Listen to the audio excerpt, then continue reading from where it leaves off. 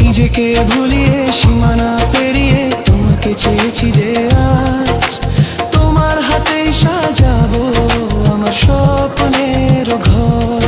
আমি তোমার প্রেমে পড়ে দুনিয়া ভুলে গেছি, তোমার ওই মায়াবী হাসি